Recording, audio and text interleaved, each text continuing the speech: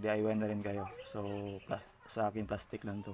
So triangle dapat gagamitin nyo para makuha yung tugtungan dito sa ating box at saka flashing. So 45 talaga ito. So yung mga kabusing, start na tayo.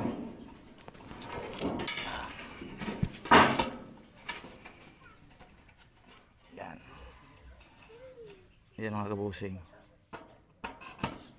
So pag yan, diretso lang kayo pababa. So yan. So pagdating naman dito sa bend niya, so pa-slant naman kayo. So dapat na may ganito kayo. So ganyan lang mga kabusing. Yan.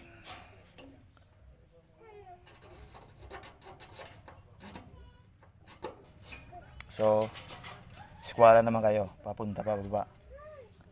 Yan.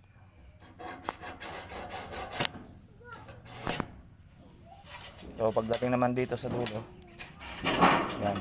So ganun pa rin yung gawin nyo mga kabusing.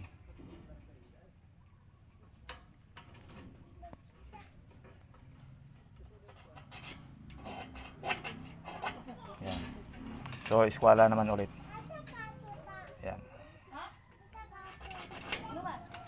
So dito pwede na kayo didiretso yun, pero maganda dito squala pa rin para mag 45 yung ilalim ng flashing at saka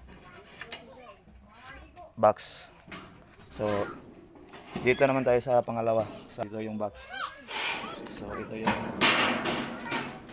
busing para mamatakpan natin ito. So kumuha tayo ng, so balik rin natin. So 4 ito, kukuha tayo ng 4 din. So ito yung itatakip natin. So dito tayo mag-umpisa ng kabusing. Posa. Yung eskwala yung una natin gagamitin. Ayaw ano mo tayo. So dito tayo. So ito ay box na.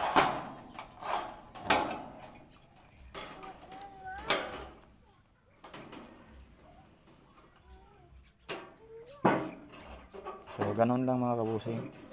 Huwag papunta rito kasi baliktad yung ano nyo. Pag dito yung dapat papunta doon. So eskwala na naman.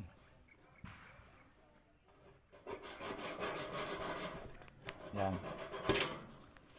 So pagdating naman dito sa bend ay i-slanting naman kayo. So kailangan talaga pag triangle pag magkantuan kayo ng mga gutter. Yan.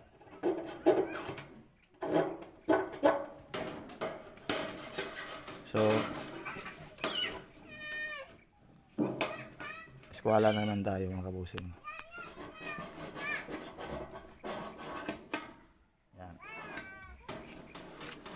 So sa mga beginners lang to. So sa mga marunong na, huwag kayo i-scroll nyo lang. Huwag na kayong manood. So ganyan na mga kabusing.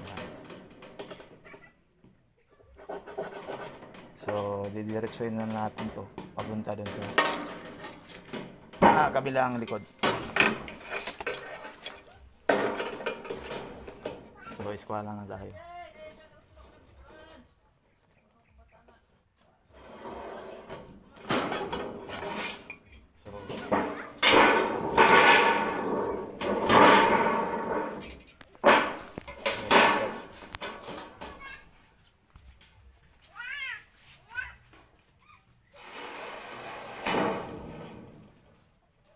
Mag-start na tayo mag-cutting. So ito dapat nagtaka kayo bakit dalawa, kasi ito yung pangalawang weight. Ito i-bend natin ay dito kakapit yung rivets mga kabusing.